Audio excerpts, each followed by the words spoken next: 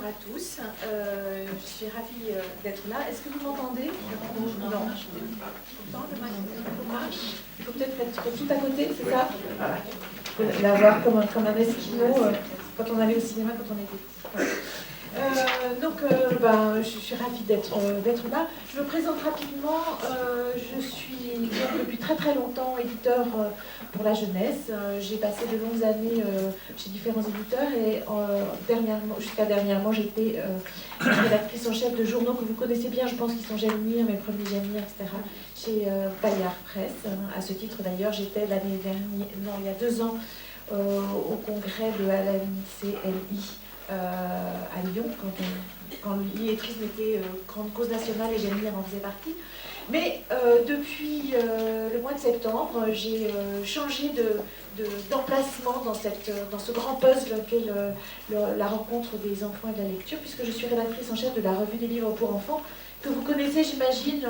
Vos collègues parisiens viennent souvent... Ah si, il faut la connaître parce qu'elle est vraiment très très bien. Et donc c'est une revue que vous trouvez en bibliothèque et qui est un peu l'outil de formation et de ralliement de tous les spécialistes de la littérature jeunesse. Voilà, ce qui me permet d'être dans ce métier, mais avec un rôle un tout petit peu différent. Pardon.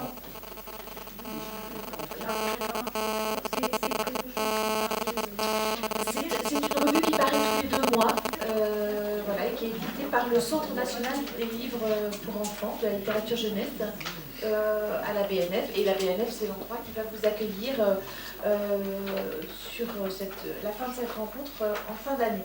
Donc, Cécile Cornaglia m'a confié le rôle de fil rouge, ce qui m'a beaucoup impressionnée, d'autant qu'il y a une nouveauté cette année, c'est que c'est un fil rouge à 2 brins, puisque moi je suis un brin, et les autres rencontres seront aussi animées par Christophe Evans, qui va être le fil rouge de Toulouse et le fil rouge de Nantes, et moi je serai le fil rouge à nouveau à Paris, et à chaque fois sur des thématiques différentes.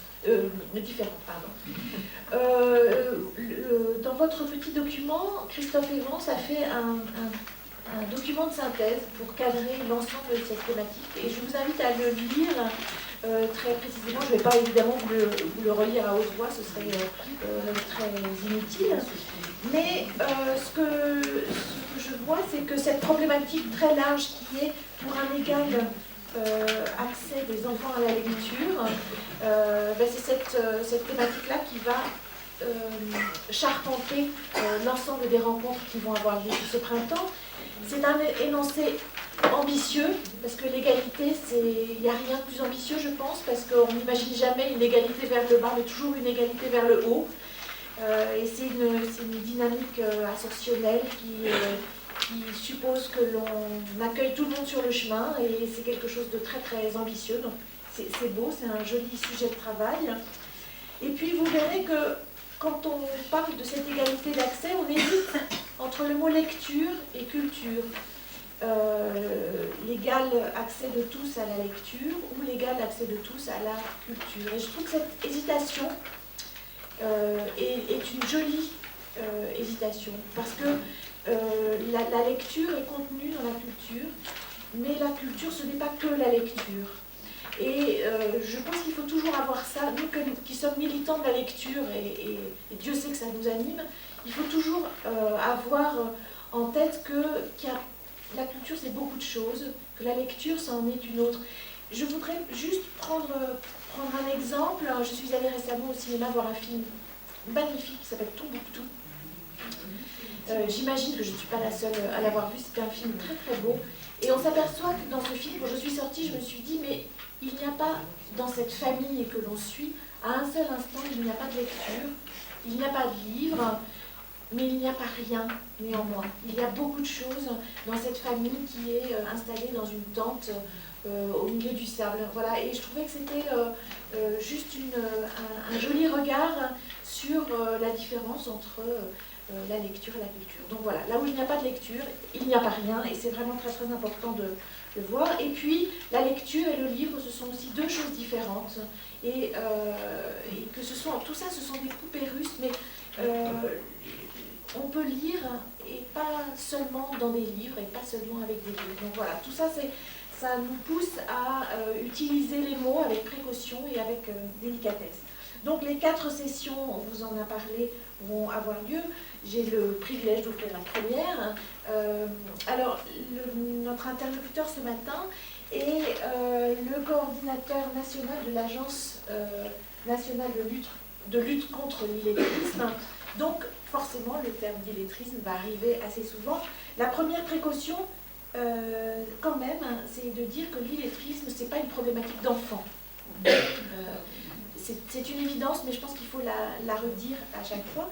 Donc, dans le sujet de ce matin, si l'enfant est au centre de la problématique, il va peut-être un peu disparaître dans un ensemble plus vaste qui est celui de la famille. Donc, l'illettrisme, c'est une problématique d'adultes, et quand on parle des enfants, on parle de prévention de l'illettrisme. C'est une différence vraiment très très importante dont Éric Nedelec va nous parler évidemment. Dans cette problématique-là aussi, même si le mot central c'est la famille, que l'enfant est à l'intérieur de cette famille, il y a un invité obligé qui est forcément l'école, parce que dans le rapport à l'accès à la lecture, à la culture et au livre, l'école est un élément central, et la relation entre le monde de la famille et le monde de l'école se noue et se dénoue beaucoup de choses. Mais il ne faut pas se limiter à l'école. Alors je sais que c'est votre terrain d'action privilégié, parce que quand j'ai regardé votre rapport d'activité, l'école, ça représente à peu près 2 tiers de vos interventions. Et l'école, ce n'est pas tout, et l'enfant n'est pas juste écolier, et notamment dans les premières années de sa vie, l'enfant n'est pas à l'école, il est pour beaucoup dans sa famille. Et là, pour la revue des livres pour enfants, je viens de faire un numéro spécial sur la petite enfance. Et j'ai redonné ce chiffre parce qu'on a tendance à le sous-estimer. C'est que 63% des enfants, dans leurs premières années de la vie, sont gardés, si je puis dire, même si le verbe n'est pas très joli, à l'intérieur même de leur famille. Donc, l'éditeur a en tête un enfant en crèche, va penser au mode collectif de garde, qui sont des images magnifiques qu'on a tous dans l'œil. Mais c'est pas seulement ça, un enfant, c'est aussi un enfant dans sa famille, à l'intérieur de sa famille. Et les 3 premières années de la vie, c'est beaucoup de choses, beaucoup d'apprentissage, mais un apprentissage fondamental qui est celui du langage, comment on entre dans le langage, et ça se passe beaucoup à ce moment-là. Et puis aussi l'entrée dans le symbolique, et c'est le symbolique qui est l'outil indispensable de la lecture. Donc je ne vais pas refaire l'historique de l'illettrisme en France, parce que je pense que mon voisin de gauche va le faire bien mieux que moi. Je voulais juste dire que c'est une problématique ancienne en France, puisqu'elle est réapparue à la fin des 30 Glorieuses, quand on a commencé à redécouvrir un mot qu'on avait presque oublié, qui était le chômage, et que le chômage a eu un corollaire qui était la prise de conscience que le travail s'était alphabétisé. C'est-à-dire que travailler, c'est aussi savoir lire. C'est-à-dire que c'est Anne-Marie Chartier qui a beaucoup travaillé sur ça, sur les mots qui entourent la lecture, qui est de dire, évidemment, pour tirer une charrue, on n'a pas besoin de lire, mais pour être ouvrier agricole, on a besoin de lire. Et donc ça, c'est quelque chose qui est apparu d'une façon forte, et du coup, la lecture est devenue une sorte de sésame, un peu utilisé d'une façon magique parfois, et on a redécouvert ça dans les années 70. Alors on est 40 ans plus tard, il y a eu cette grande cause nationale en 2013, et je pense que ces 40 ans, puisqu'on était en 2013 une cause nationale, n'ont pas réglé ce problème de l'illettrisme, mais nous ont appris à l'utiliser d'une façon plus subtile et avec des mots plus délicats. Notamment les grands mots entre guillemets missionnaires des années 70-80 ont laissé place à des mots beaucoup plus délicats, dans le respect des différents acteurs qui entourent l'enfant, qui entourent l'entrée dans la lecture, qui entourent ces problématiques de lecture. Donc voilà, Éric parle de chaîne éducative, je trouve que c'est un beau mot, parce qu'une chaîne, ce sont des maillons, et que les maillons sont solidaires les uns des autres. Et puis, je vais revenir juste de ma précédente vie, qui était d'être rédactrice en chef de J'aime lire, qui est d'avoir été beaucoup dans des écoles, dans dans des endroits où il n'y avait pas beaucoup de livres, mais où il y avait J'aime lire, et de mesurer à quel point un enfant, pour beaucoup d'adultes, c'est la deuxième chance, ou c'est en tout cas une deuxième histoire avec la lecture, avec l'école, et que cette deuxième histoire, quand la première a été difficile, peut s'écrire autrement. Et c'est en ça que la problématique de la famille dans le rapport à l'entrée dans la culture est une belle problématique que je vous confie. Alors, vous venez au nom de la Ligue nationale de lutte contre l'illettrisme, bien évidemment, mais vous êtes aussi, vous avez été nourri à la fois par un démarrage dans la vie professionnelle du côté des écoles, puisque vous étiez instituteur, et puis nourri de longue date aussi par l'éducation populaire. Donc je pense que ce sont toutes les qualités pour répondre aux questions que nous posons aujourd'hui. Merci beaucoup Marie pour cette introduction, et puis merci à vous d'être aussi nombreux. C'est vrai que sur cette question de la lutte contre l'illettrisme, qui, comme vous allez le voir, nécessite de disposer des informations, comme vous venez de dire, les plus claires possibles, pour qu'après l'action de chacun, où qu'elle se situe, puisse être la plus efficace possible. On n'a pas tous les jours l'occasion d'intervenir devant des salles qui sont, et c'est le cas aujourd'hui, qui sont pleines. Donc merci à Lire et Faire Lire, et à ces deux, alors je ne sais pas si on dit ces deux mamans, ces deux papas, Ligue de l'enseignement et l'UNAF, hein, que je salue ici, parce que ce sont deux de nos partenaires les plus anciens, historiques, avec lesquels on a signé, et encore récemment avec la Ligue de l'enseignement, puisqu'il s'agissait d'un renouvellement, avec lesquels on a signé des conventions de coopération pour accompagner auprès de ces grands réseaux toutes les actions qui sont mises en œuvre, alors dans tous les espaces que ces deux grands réseaux, et la Ligue de l'enseignement et les UDAF ou les URAF, je crois qu'il y a aussi les entités régionales, mettent en œuvre, et qui pour beaucoup d'entre elles, ces actions sont des actions qui sont en lien avec les familles.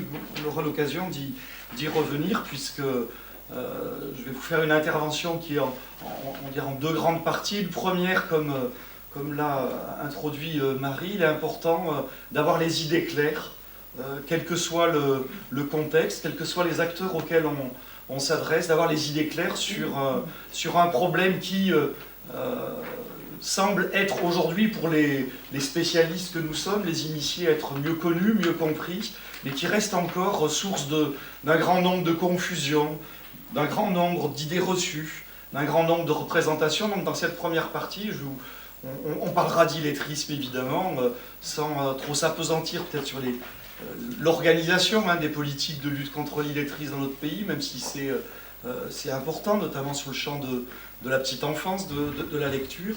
Et ensuite, dans la deuxième partie, j'aborderai plus avec vous, alors en m'appuyant essentiellement sur des exemples très concrets, y compris des exemples qui feront écho pour vous qui intervenez à la place qui est la vôtre, à la place de bénévoles. Donc j'interviendrai sur une démarche qui est aujourd'hui un peu emblématique de notre façon de travailler, qui est celle des actions éducatives familiales. Donc la démarche des actions éducatives familiales, ça sera le fil rouge de la deuxième partie de cette intervention. Donc en préambule, ce qui est important, c'est aussi que vous sachiez que je ne suis pas, et d'ailleurs tous les membres de l'équipe nationale de l'Agence nationale de lutte contre l'illettrisme ne sont pas des experts. Ne sont pas des experts scientifiques, universitaires, sur des questions qui sont celles de la lecture, de la culture, de la formation. On est plutôt des experts d'une seule chose qui correspond à notre méthode de travail, et qui aujourd'hui, une méthode qui commence à produire des résultats. Je vous donnerai des chiffres qui le prouvent. Nous sommes des experts du vivre ensemble. Alors ça fait peut-être un peu tarte à la crème aujourd'hui que de parler du vivre ensemble, mais lorsque l'Agence nationale de lutte contre l'illettrisme a été créée en 2000, le slogan de l'agence au moment de sa création, c'était « se réunir pour mieux agir ». Alors c'est vrai qu'en 2000, au moment de la création, quand on fait à ce moment-là le constat de ce qui ne fonctionne pas depuis longtemps dans notre pays sur les questions d'illettrisme, de lutte contre l'illettrisme.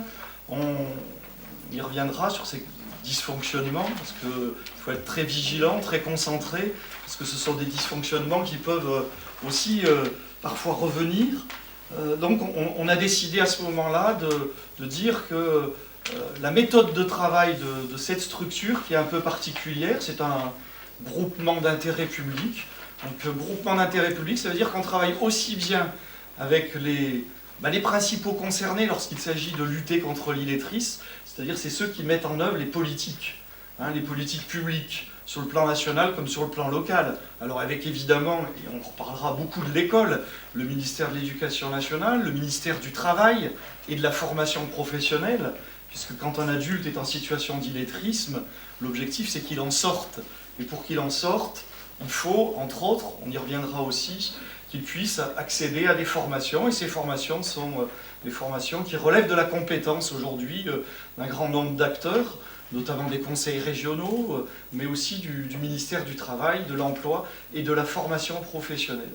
Donc un groupement comme le nôtre travaille avec des opérateurs de ce type-là, on peut qualifier les opérateurs publics, le ministère de la Culture, évidemment, qui est un aussi des premiers fondateurs de l'Agence nationale de lutte contre l'illettrisme. Mais dans tous ces opérateurs, il y a aussi ceux qui font, ceux qui sont sur le terrain, ceux qui quotidiennement sont confrontés plus ou moins, avec plus ou moins d'informations et avec plus ou moins de facilité dans la mise en œuvre de leur action, qui sont confrontés à ces situations d'illettrisme lorsqu'il s'agit d'adultes ou à ces situations dans lesquelles ils sont avec des enfants qui ne sont pas. C'est très important, Marie, que vous insistiez sur ce premier point, c'est-à-dire qu'on ne parle pas d'illettrisme tant qu'on est sur le champ de la scolarité obligatoire. On n'en parle pas et on aura l'occasion certainement d'y revenir parce que c'est un terme qui est un peu lourd à porter, y compris pour les adultes qui sont dans cette situation-là. Donc on a tous ces acteurs qui mettent en œuvre des actions, alors parfois avec beaucoup de difficultés, parfois dans l'ombre, parfois avec un manque de reconnaissance ou de légitimité. La vocation de l'agence, lorsqu'elle a été créée, c'est de mettre toutes ces personnes-là, sans exception, je dis bien sans exception, autour d'une même table et essayer de construire ensemble une stratégie, un cadre pour agir. Et dans tous ces acteurs, on a, puisque je les ai cités au début de mon intervention pour les remercier, on a l'UNAF et la Ligue de l'enseignement, mais pas uniquement.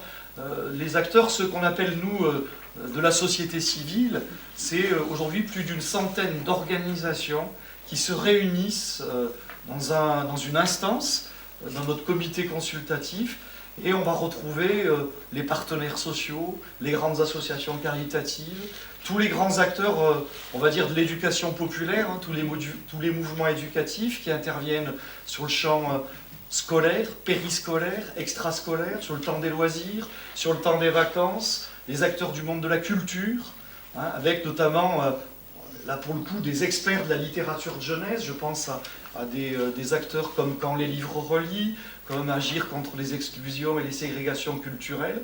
Et tous ces acteurs-là ont à un moment donné décidé de réunir, et c'est l'idée de cette chaîne éducative, de réunir leurs forces pour agir ensemble, collectivement, contre l'illettrisme. Donc nous sommes, à l'Agence nationale de lutte contre l'illettrisme, simplement des experts de la mise en œuvre de cette méthode de travail où, et j'aurai certainement l'occasion à plusieurs reprises d'y revenir, chacun a la place qui est la sienne, quelle que soit cette place, a une place importante, mais en complémentarité avec la place qu'occupent tous les autres. On est bien dans cette idée de chaîne éducative. Alors, la thématique centrale de vos journées, c'est la question de l'accès à la culture. Et je trouve que c'est important que, Marie, vous ayez insisté sur cette distinction à opérer entre la culture, l'accès à la culture et la lecture. Parce qu'on a, y compris chez nous, parfois peut-être une fâcheuse tendance, ou tout au moins un réflexe qui consisterait, comment je dirais, à tout instrumentaliser au seul bénéfice de l'apprentissage de la lecture, de l'écriture ou du réapprentissage de la lecture et de l'écriture. Et avec le risque que cela comporte, c'est de considérer que toute action culturelle, toute activité culturelle doit d'abord être pensée comme un détour qui me permettra pour des adultes notamment, de leur permettre de renouer avec les apprentissages fondamentaux, lire, écrire, compter. Et donc on a eu pendant plusieurs années la chance d'avoir dans notre équipe nationale une chargée de mission, c'est plus le cas aujourd'hui, qui venait du ministère de la Culture et qui avait travaillé longtemps à Beaubourg, Marie Britaine, et qui très régulièrement nous alertait en nous disant attention, l'accès à la culture, c'est aussi l'accès qui doit être permis pour chaque citoyen d'aller, comme vous et moi, au musée, au théâtre, dans des lieux culturels, à la bibliothèque, à la médiathèque, simplement avec cette simple finalité que d'y accéder et de pouvoir éprouver le plaisir que chacun peut éprouver à découvrir le beau, entendre de belles œuvres à l'opéra par exemple.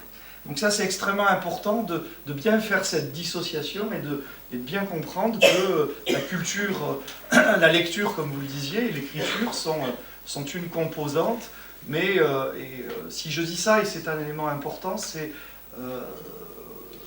on fait le constat que quand on veut tout instrumentaliser, ou quand on a cette espèce d'obsession qui consisterait à dire que en baignant le plus tôt possible des petits, des enfants, et en recommençant après avec des adolescents ou avec des adultes dans cet environnement culturel, on va leur redonner envie de lire, écrire et compter. Parfois on est complètement à côté de la plaque. Il faut donc déjà, et ça c'était un point de précaution que je voulais prendre aussi, penser à ces activités-là comme des activités en tant que telles, et dont la seule fin est justement de permettre, pour ce que vous faites, à des enfants qui n'ont pas, et on va y revenir, la possibilité d'accéder à ces ressources culturelles pour des raisons qui sont très souvent économiques, sociales, d'y avoir accès comme les autres sans trop tôt être dans cette espèce d'obsession que j'évoquais tout à l'heure, qui consistera à dire ça leur permettra de rentrer beaucoup plus facilement dans l'apprentissage de la lecture. On va voir que ça va y contribuer, mais être très vigilant sur ce point-là. Parce que nous, on a l'habitude de dire que c'est dès la naissance que tout commence à s'installer. Non pas tout commence à se jouer, mais tout commence à s'installer. Vous connaissez certainement ce psycholinguiste là, qui était encore il y a récemment, je ne sais pas s'il l'est encore, le vice-président d'Accès, qui disait... Emilio Cabrero, qui dit que la première littérature, c'est la littérature du berceau, quand le papa ou la maman babille au-dessus du berceau avec le bébé. Alors, bien évidemment que nous, Agence nationale de lutte contre l'illettrisme, quand on arrive et qu'on dit à ces acteurs, et là pour le coup ces acteurs sont les premiers éducateurs, on y reviendra, les parents, au moins sur le plan chronologique, c'est quand même, jusqu'à preuve du contraire, ce sont les premiers. On ne va pas dire à chacun de ces papas et de ces mamans, vous êtes en train de mettre en place une action de prévention de l'illettrisme. Parce que bien évidemment, ça serait extrêmement contre-productif. C'est nous qui considérons que, dès le plus jeune âge, ces actions-là sont importantes, parce qu'on est déjà entré dans la culture, dans cette culture-là, par l'intermédiaire de la parole, du son, du langage, des jeux de mains qui peuvent déjà aussi s'installer.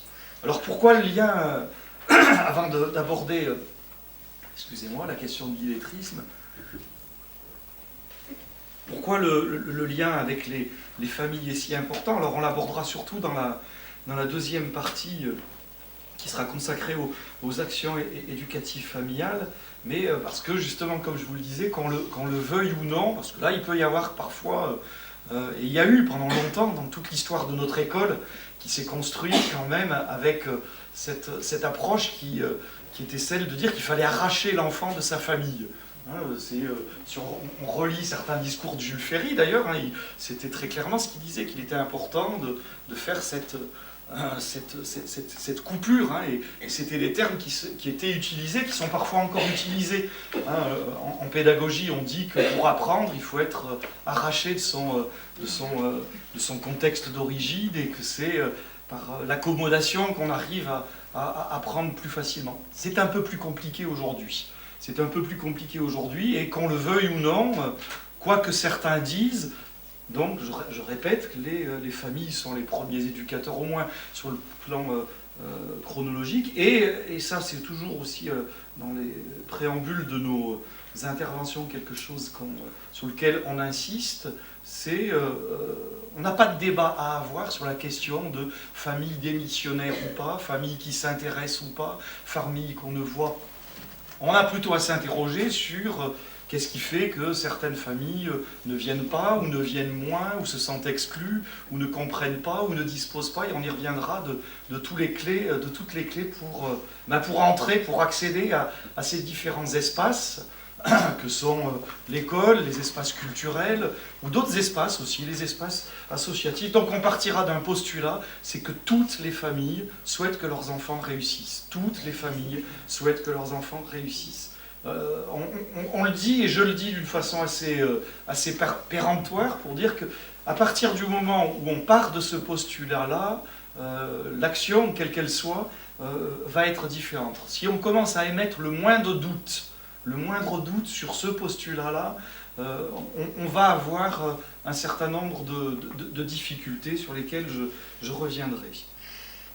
Alors comment on peut, à la place qui est la vôtre, à la place qu'occupent tous les acteurs qui, sur ces différents espaces, hein, qui vont participer à la prévention et à la lutte contre l'illettrisme, voilà, comment on peut agir pour être à la fois, puisque vous l'avez bien dit, quand on parle des enfants, on est sur de la prévention de l'illettrisme, on est sur de l'accès à la culture, on est sur de l'éveil culturel, et quand on est avec les parents, on est sur de la lutte contre l'illettrisme, on est sur de l'accompagnement social, parfois sur comment on peut, à la petite place que certains occupent, comment on peut agir. Alors il ne s'agit pas, et j'y reviendrai aussi, de transformer chaque intervenant, y compris les intervenants que vous êtes, hein, les acteurs que vous êtes, en espèce d'intervenants multicartes qui sont aussi bien capables d'intervenir sur le champ social qu'éducatif, que culturel, que citoyen. C'est pas du tout l'enjeu. Ce qui est extrêmement important, et ça va faire le lien avec tout ce que vous devez savoir à la fin de cette matinée sur la question de l'illettrisme, ce qui est extrêmement important, c'est que sur un certain nombre de thématiques, c'est de disposer des bonnes informations. Alors il ne s'agit pas pour chacun de devenir un expert de la lutte contre l'illettrisme. Il y a des formations universitaires pour ça, mais il s'agit, et c'est ce que je vais essayer de faire là pendant quelques minutes, de vous donner, à vous, acteurs, bénévoles, qui intervenez quelques heures par semaine, ou je crois une ou deux heures par semaine, de vous donner quelques repères simples.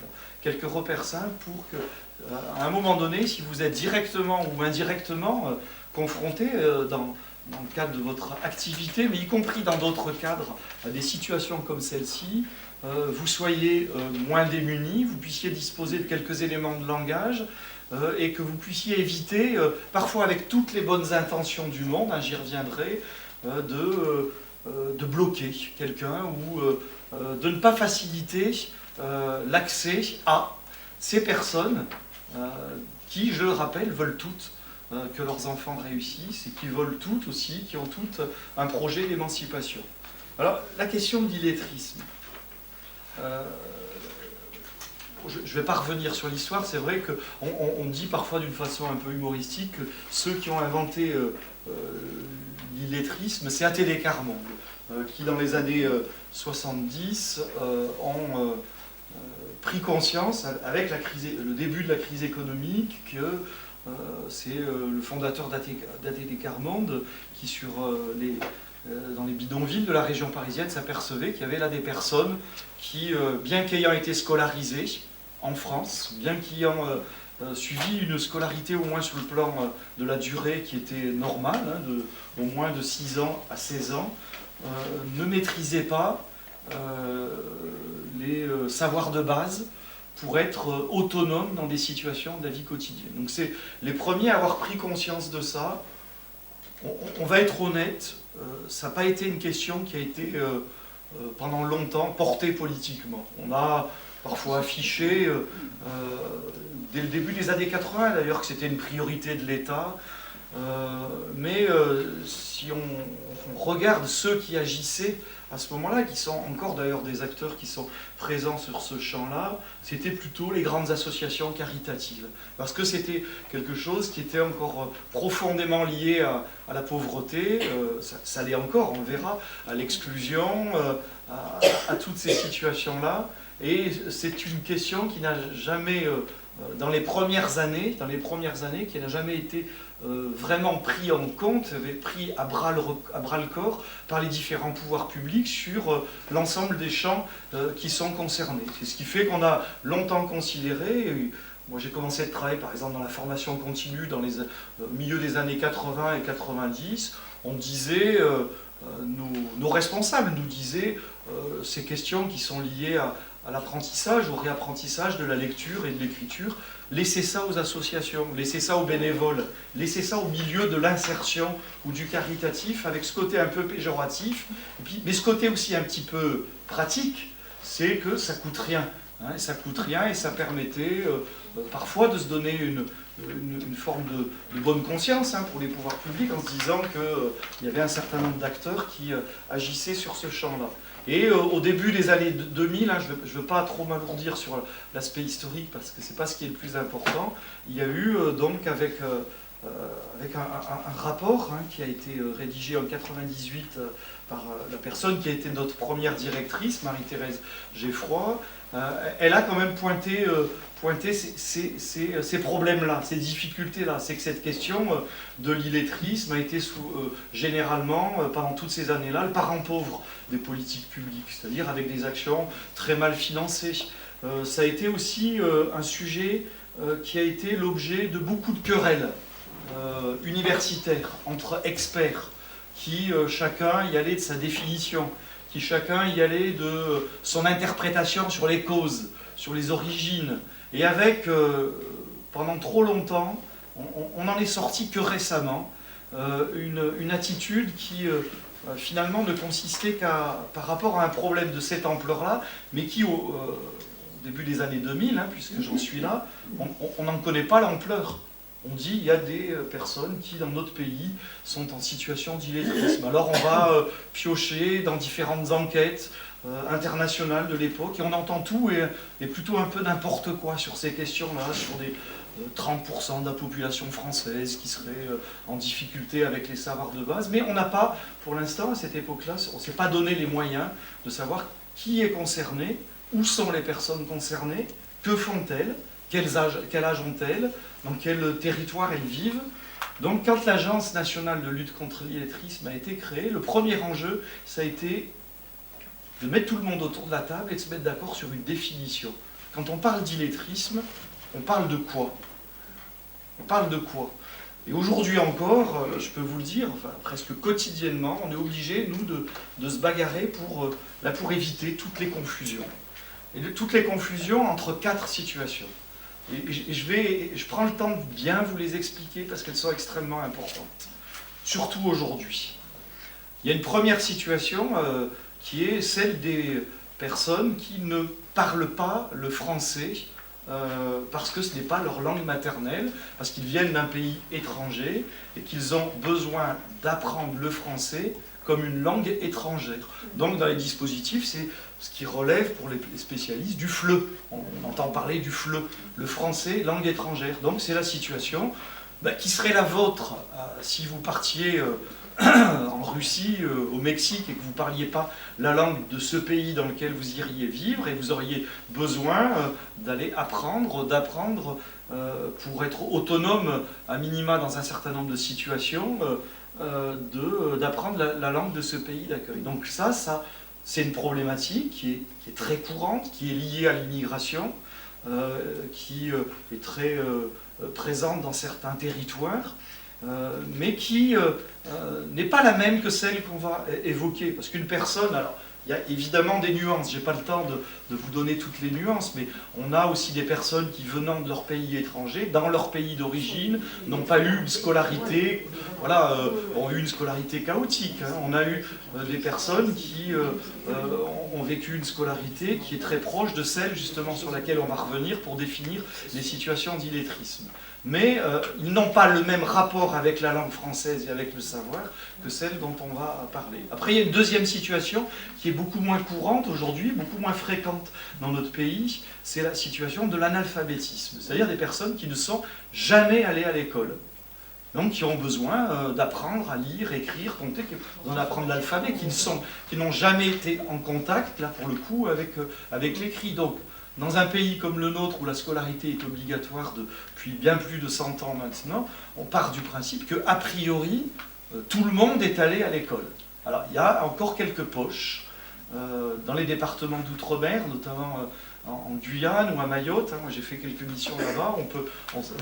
Sur ces territoires-là, il y a encore, mais de moins en moins, il peut y avoir des personnes qui relèvent de cette problématique de l'analphabétisme. Mais là, on est plus sur la situation de ces personnes qui, venant de pays d'origine, de pays étrangers, où l'école, notamment pour les filles, hein, dans les pays de l'Afrique subsaharienne, par exemple, même si elle est aujourd'hui obligatoire, n'est pas forcément fréquentée par la majorité d'entre elles, donc sont dans ces difficultés-là.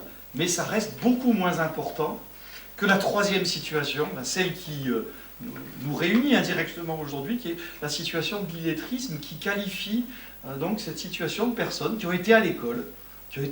Parfois ils ont fait une scolarité, mais jusqu'au brevet des collèges, hein, jusqu'à la fin de la scolarité obligatoire, hein, jusqu'à 16 ans pour la grande majorité d'entre eux, qui, pour certains d'entre eux, nous on a fait des enquêtes avec les acteurs du travail temporaire, où on voit qu'on a des adultes hein, qui sont en situation d'illettrisme et qui ont un BEP, qui ont réussi le diplôme, hein, et qui sont en situation d'illettrisme. Donc là, on a des personnes qui sont allées à l'école, et qui sont allées à l'école pendant toute cette durée de la scolarité obligatoire, et qui, sortant de la scolarité, alors, ce qui est extrêmement important, là chaque mot est important, ne sont pas autonomes par rapport à des situations de la vie quotidienne. C'est-à-dire qu'elles ne sont pas analphabètes, c'est des personnes qui sont avec beaucoup de difficultés, beaucoup de souffrance physique parfois à prendre un stylo et à écrire son nom ou un message simple. C'est un geste qui pour elle est synonyme parfois de souffrance physique. C'est pour ça que si on a le temps, on verra que le numérique peut être important aussi pour des personnes qui sont en situation d'illettrisme. Et donc elles ne sont pas autonomes. Et c'est quoi ces situations de la vie quotidienne? Alors on a une multitude d'exemples, alors qui parfois font sourire, parce qu'on dit mais c'est pas possible. Mais si, c'est possible. Si on le dit, c'est que ce sont des situations qu'on a vérifiées, et on verra après qu'on a fait une enquête hein, qui est extrêmement sérieuse, puisqu'elle est avec l'INSEE.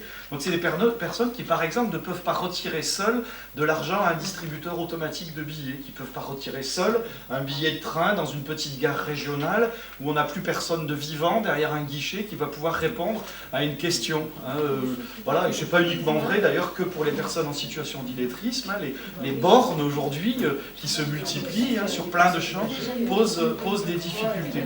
Ce sont des personnes qui ne sont pas capables. On voit que ça évoque beaucoup de choses, les billets de train. Ça évoque du quotidien. Voilà. Et pas que pour les personnes en situation d'illettrisme, je suis d'accord avec vous.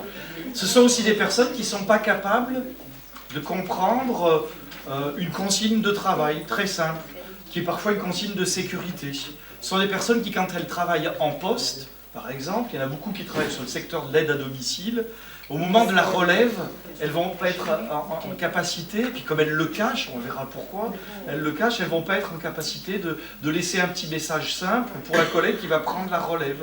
Ce sont des personnes qui ne sont pas capables de comprendre le petit message simple qu'il y a dans le cartable de l'enfant. Ah, peut-être que c'est la plaquette de lire et faire lire, par exemple. Enfin, je ne sais pas si...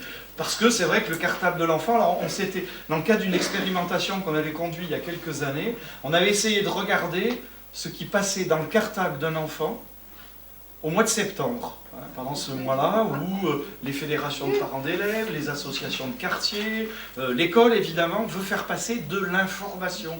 De l'information parce que tout le monde veut que les parents, que les familles, et vous voyez qu'on est déjà dans notre sujet, tout le monde veut qu'ils viennent, on veut les voir. Et surtout on a envie de voir ceux qu'on ne voit jamais, ou ceux dont on fait parfois l'hypothèse qu'ils ne viennent pas parce qu'ils ne s'intéressent pas. Mais simplement, et ce que je vous dis là, c'est pas nous qui le disons, c'est les personnes concernées qui nous le disent. On a une petite plaquette, on ne sait pas si c'est une invitation, si c'est une convocation, mais quand on est en situation d'illettrisme, parce que si je donne cet exemple-là, quand je vous présente les 3 définitions, c'est pour vous montrer la nuance. Ça, c'est un exemple concret. Moi, j'habite dans un quartier où j'ai plusieurs voisins. J'ai un voisin qui est marocain et qui est arrivé en France au début des années 80, et ses enfants étaient avec les miens à l'école, dans les années 90. Et au moment de la rentrée scolaire, il y avait pratiquement, mais il ne se passait pas journée sans qu'il vienne frapper à ma porte en me disant, oralement, et puis avec sa façon à lui de s'exprimer, mais je comprends très bien, moi si je vais au Maroc, je ferai la même chose, il arrivait toujours avec les papiers qu'il y avait dans le cartable, les assurances, en me demandant qu'est-ce qu'il faut faire, quoi, en fait. Donc je l'aidais, ou je lui disais, bah, ça c'est une réunion, c'est important, ou pas, voilà. Il n'avait pas de difficulté parce qu'il savait que le regard que j'allais porter sur lui n'allait pas être un regard stigmatisant, étonné. Par contre, j'ai un autre voisin qui s'appelle Roger, et je fais l'hypothèse que ce voisin, et volontairement de façon un peu provocatrice, je dis qu'il s'appelle Roger, il a été à l'école en France, hein, dans cette ville où j'habite, je fais l'hypothèse que lui, il est peut-être en situation d'illettrisme. Il est vraisemblablement en situation d'illettrisme. Mais il n'est jamais venu me voir. Il n'a jamais frappé à ma porte. Parce que dans notre pays où la scolarité est obligatoire, et puis on nous ressasse chaque année que ça a un coût en plus. On dit que l'éducation nationale, est de loin le premier budget de l'État. Et si on y ajoute aujourd'hui ce que mettent les collectivités locales, parce que si on considère que la scolarité avec un grand S, c'est non seulement l'école, mais tout ce qui accompagne l'avant, l'à côté, l'extrascolaire dont vous faites partie, on va dire que c'est vraiment, et de très loin, le premier budget de l'État. Alors mettez-vous à la place de quelqu'un qui a fait 10 ans sur les bancs de l'école. Alors peut-être quelqu'un que vous avez connu quand vous étiez sur les bancs de l'école, qui peut être quelqu'un de votre entourage, professionnel, familial, associatif, citoyen, politique, syndical. Ce quelqu'un, c'est quand même éthiquement, moralement, politiquement, économiquement, extrêmement incorrect que de dire moi j'aime pas le terme d'égalité des chances. J'ai pas saisi ma chance, moi, parce qu'on me dit l'école doit être... D'ailleurs, il y a un texte là dans le dossier qui évoque cette question de l'égalité des chances, qui pour moi est parfois une vaste escroquerie. Mais cette personne-là, c'est pas facile à dire. C'est pas facile à oser dire à son entourage « je ne sais pas lire » ou « je sais mal lire » ou « j'ai des problèmes avec la lecture », parce que vous verrez qu'il y a beaucoup de façons très habiles qu'ont ces personnes-là d'aborder ce problème qui est le leur pour ne pas le dire frontalement. Alors c'est pour ça que vous évoquiez la grande cause nationale. En 2013, on avait placé cette grande cause nationale, cette labellisation autour il y avait plusieurs slogans, mais il y en avait un qui était particulièrement fort, qui disait « il faut faire en sorte que les personnes osent réapprendre, osent sortir de l'anonymat, de l'invisibilité, dans lequel elles s'enferment elles-mêmes, parce que, vous le comprenez bien en prenant cet exemple concret, et j'imagine que vous avez vous aussi certainement en tête tous ces exemples-là. Donc, il faut prendre le temps de bien montrer cette distinction entre ces 3 situations. J'évoquerai la 4e très rapidement, parce que ce n'est pas la même approche. Quelqu'un qui a été à l'école, qui a souffert parce qu'il a échoué. Parce qu'il a échoué, alors pas uniquement à cause de l'école, et on y reviendra aussi, c'est pas uniquement à cause de l'école. On va voir que c'est multifactoriel, donc c'est extrêmement difficile pour cette personne-là, qui peut être le papa ou la maman, ou les deux, des enfants avec lesquels vous êtes en contact lorsque vous partagez ces moments de lecture plaisir avec eux. Et c'est très difficile pour eux d'oser dire je suis en difficulté. Alors combien la quatrième situation, j'allais l'oublier, mais on la rajoute depuis peu parce qu'on s'aperçoit qu'il y a une confusion qui est faite avec une quatrième situation qui est celle de personnes qui ont été à l'école et qui ont des difficultés.